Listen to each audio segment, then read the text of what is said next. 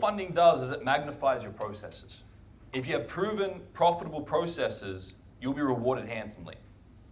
If you have poor processes, meaning you don't have an edge, you don't have a mechanical trading plan, you don't have a way to manage fear and greed, the funding is simply going to magnify that end result. So really, when you start to scale up, what you do won't change all that much. But the outcome and the output will be leveraged and multiplied. Now what's going to happen is the market is going to bring to surface, with the larger wins and the larger losses, deeper unresolved things in your own psyche. So when you get comfortable trading, it's wise to take on a little bit more capital to see what new challenge the market's going to bring up for you so you can resolve that. And it's kind of like levels, which we're going to cover in a second.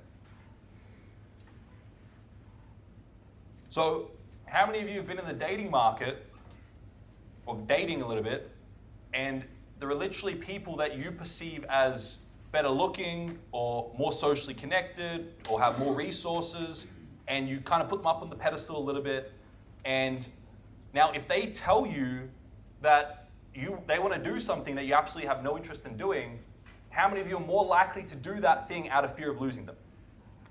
Because of the infatuation with that individual, if it's a really strong infatuation, you'll kind of do anything out of the fear of loss of them. And then there are some people that you're just not too attached to, kind of resent a little bit, and you just do whatever you want because you don't care about losing them. How many have experienced that dynamic a little bit? Okay. Well, scaling is very much like that. Scaling is all about where you perceive your self-worth relative to the amount of capital you're trading. Because if you perceive yourself at this level here, worthy of, let's say, for example, a 5K account, it's between 1 and 10K. Oh, sorry, let's say 10K, because I've already written this down. So let's say you're trading a 10K account, you're risking 1% risk, and you've got a risk to reward of 1 to 3. All right, quite realistic. If you're trading and you are reactive to a $100 loss, which is 1% of 10K, and you fear a $100 loss, or you're elated by a $300 win, your self-worth is below that 10K account. You cannot successfully trade it. Because you're going to be made to do things out of the fear of losing the capital or out of the desire of gaining that capital. So that's sort of where you're capped. Your level of self-worth and your emotional reaction to that amount of capital shows you what you're worthy of trading. Does that make sense? So if you're reactive to a $100 loss or reactive to a $300 win, you are not worthy in your own mind of trading a 10K account. But let's say a trader goes in there and learns to see the benefit of a $100 loss and the drawbacks of a $300 win, and they integrate the tools I'm going to show you in a second so they can go more process-based, and they transcend to the next level. Now they can unreactively take a $100 loss and a $300 win, perceiving those as neither good nor bad. Then you go to the next level, and you get the next challenge, which is now the $1,000 loss, because you're trading a $100,000 account. And you may be reacting to that.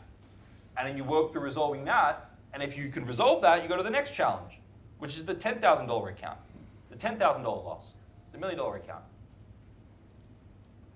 So my point is, the more you scale, the greater degree of support and challenge you're going to receive, and your level of self-worth will reflect where you end up on this state. And your self-worth is part of your net worth, if you think about it. Net worth is the total worth. Self-worth is encompassing in that. So by implementing the tools I teach you to transcend the polarities, the addiction to the win and the avoidance of the loss, and go more process-based, then you actually increase the probability of being unreactive to losses and wins, which allows you to scale to higher degrees of capital. And the trader who is managing $1 million in capital successfully and trading it successfully with this risk and this risk reward is not fazed by a $10,000 loss or a $30,000 win. They've transcended those judgments. Questions? Or does that make sense?